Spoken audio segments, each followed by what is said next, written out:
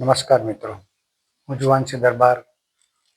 મારી YouTube channel journey with જેડીમાં હું આપનું હાર્દિક સ્વાગત કરું છું. આજનો જે વિષય જે છે એ છે મોટિવેશનલ. મોટિવેશનલનો ગુજરાતી અર્થ થાય છે કે પ્રેરણા. આજના જમાનાની અંદર ખાસ કરીને સોશિયલ મીડિયામાં ઘણા બધા મોટિવેશનલ સ્પીકરો છે, ઘણા બધા લોકો છે, ઘણા બધા હવે તો સાધુઓ પણ છે જે આના વિશે ઘણું બધું બોલે છે. એમાંથી ઘણું બધું શીખવાનું મળે છે. હું કોઈને નકારતો નથી.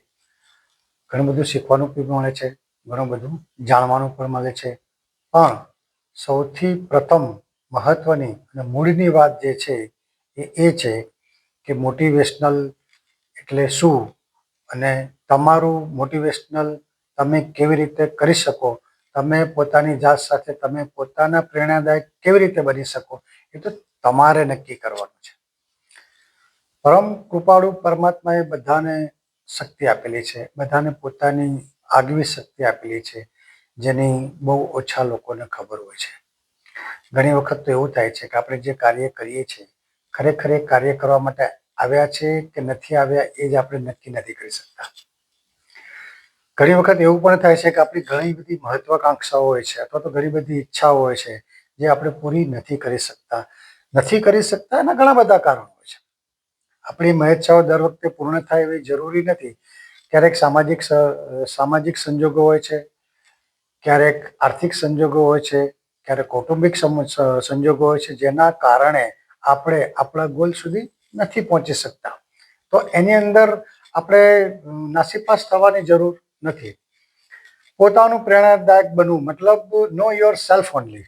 તમે તમારી પોતાની જાતને જે દિવસે જાણી શકશો ને એ દિવસે તમારે કોઈ મોટિવેશનલની જરૂર નહીં પડે, બીજું કોઈ કાર્યક્રમની જરૂર તમારે નહીં પડે.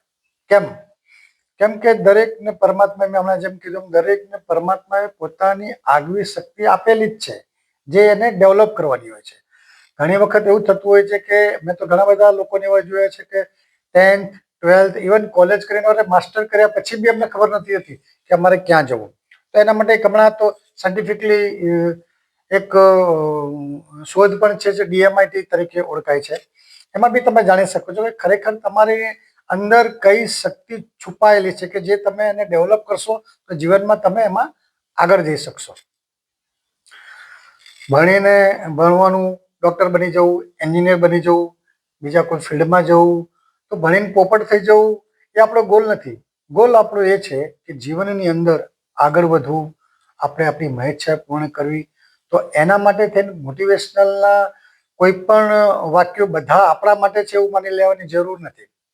ઘણા બધા આપણને શીખવાડે છે અને આપણે એ જ શીખતા હોઈએ છીએ કે ફલાણા ભાઈએ આવું કર્યું, ફલાણા ભાઈ આ જગ્યાએ પહોંચી ગયા, ફલાણા ભાઈના જીવનમાં આવું હતું. એવા ઘણા બધા મહાપુરુષોના પુસ્તકો આપણે વાંચતા હોય છે, મહાપુરુષોના લોકો દાખલા આપતા હોય છે, મહાપુરુષોના લોકો વાક્ય પ્રયોગો જીવનમાં ઉતારવાનો પ્રયાસ કરતા હોય છે. એની સાથે મારો કોઈ વાંધો નથી. પણ જરૂરી નથી કે તમને લાગુ પડે. દરેક પ્રયોગો, દરેક વાક્યો, દરેક શબ્દો તમારા જીવનમાં ઉપયોગી થાય એવું માની લેવાની ક્યાંય જરૂર નથી. તો હવે એના માટે શું કરવું? એના માટે એક બહુ સીધો અને સરળ રસ્તો છે કે સૌથી પહેલા આપણે આપણી જાતને જાણો. સૌથી પહેલા આપણે શું કરવું છે ને એ નક્કી કરો. અચ્છા, આપણે જે નક્કી કરવું છે, આપણે જે બનવું છે અથવા તો આપણો જે ગોલ છે એના માટેની શક્તિ મતલબ એ કાર્યક્ષમતા આપણામાં કેટલી છે તો એ જુઓ. જો કાર્યક્ષમતા નથી તો એના માટે પ્રયત્ન કરો. આપણે જે ગોલ મેળવવો છે એના માટેનું પ્લેટફોર્મ કયું છે અથવા તો એના માટેની જગ્યા કઈ છે અથવા તો એના માટેનો સમય કયો છે, એ બધુંનું જ્યારે પરીક્ષણ આપણે કરીએ અથવા તો એ માટે જ્યારે વિચારીએ ને ત્યારે આપણને ખબર પડે કે આપણે સાચા અર્થમાં આપણો ગોલ જે છે એ પૂરો કરી શકીશું. એક વસ્તુ બીજી સમજી લો કે ચૂથાયેલા વાક્યોમાં પડવાની કોઈ જરૂર છે નહીં. દરેક વ્યક્તિ કોઈ પણ રજૂઆત કરતો હોય, કોઈ પણ વાક્ય પ્રયોગ કરતો હોય, કોઈ પણ તમે દ્રષ્ટાંત આપતો હોય તો જરૂરી નથી કે દ્રષ્ટાંત પ્રમાણે જ એનું જીવન હશે. તમે જોજો, તમે જો માર્ક કરજો, તમે જો તપાસ કરશો તો ખબર પડશે કે આ તો પોપટની જેમ રટેલું જ છે.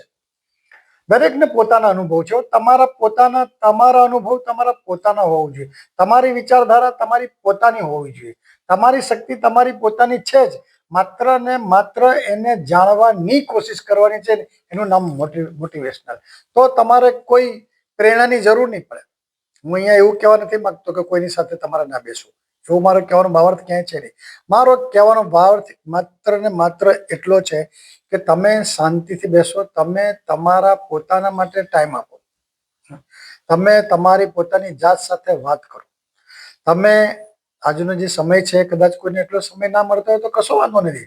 અઠવાડિયામાં એક વખત, 15 દિવસે એક વખત, અરે મહિનામાં એક વખત, પણ તમે તમારી જાત માટે વિચારો કે તમે શું કામ આવ્યા છો, તમારે શું કરવાનું છે, ખરેખર તમારો શું ગોલ છે. એક વસ્તુ બરાબર ધ્યાનમાં રાખજો, અમિતાભ છે તો છે, અમિતાભ જેવા થવાની જરૂર નથી, અમિતાભ એક જ હોય. કૃષ્ણ જેવા થવાની જરૂર નથી, કૃષ્ણ એક જ હોય. એમ તમે એક જ છો, તો તમે એક છો, તો તમે તમારી પોતાની જે શક્તિ છે એને સૌ પ્રથમ જાણો. એ તમે ક્યારે જાણી શકશો? તમે ત્યારે જાણી શકશો જ્યારે તમે પ્રકૃતિની સાથે જોડાશો, જ્યારે તમે તમારી પોતાની જાતને પ્રેમ કરશો. ઘણા બધા લોકો એવું શીખવાડતા હોય પોતાની જાતને પ્રેમ. જે માણસ પોતાની જાતને પ્રેમ નથી કરી શકતો ને, એ દુનિયામાં કોઈને પ્રેમ નહીં કરી શકે. આ જ્યાં લખવું આ લખી લેજો. તમે જ્યારે પ્રકૃતિ સાથે જોડાશો ત્યારે તમે પ્રકૃતિને પ્રેમ કરશો. જ્યારે તમે પ્રકૃતિને પ્રેમ કરશો ને ત્યારે તમે ધીરે ધીરે ધીરે તમારી જાતને પ્રેમ કરતા થશો. જ્યારે તમે પોતાની જાતને પ્રેમ કરતા થશો ને ત્યારે તમને પોતાની જાત વિશેની માહિતી મળશે. જ્યારે તમને પોતાની જાત વિશેની માહિતી જેમ જેમ જેમ મળતી જશે, પરમાત્મા તમને રસ્તો દેખાડી દેશે. તમારો આત્મા જે છે એ તમને કહી દેશે કે તમારે ક્યાં જવું છે. અને એના અનુસંધાનમાં, ફરીથી સાંભળજો, તમારે જ્યાં જવાનું છે એના અનુસંધાનમાં કોઈ સારું પુસ્તક છે, કોઈ પ્રેરણાદાયક વાક્યો છે, કે કોઈની જીવનશૈલી છે, એ કદાચ એને અપનાવવાની વાત નથી કરતો, એને તમારા જીવનમાં ઉતારી લો, પોપટની જેમ રટણ કરી લો, એ પણ વાત નથી કરતો. હું માત્ર એટલું કહું કે એને માત્ર સમજો, એનું પૃથ્થકરણ કરો. ત્યારે જઈને સાચા અર્થમાં તમને તમારું મોટિવેશનલમાં વધારો થશે, તમારી પ્રેરણામાં વધારો થશે, તમારી કાર્યદક્ષતામાં વધારો થશે. તમે તમારો ગોલ જે છે એ સાચા અર્થમાં મેળવી શકશો. એના સિવાય શક્ય નથી. જ્યાં ત્યાં દોડવાની જરૂર નથી. માત્ર ને માત્ર તમે તમારી જાતને ઓળખો, એનું નામ મોટિવેશનલ. મારા હિસાબે આ છે. જો તમને સારું લાગ્યું હોય તો સ્વીકારજો. જય હિન્દ, જય ભારત.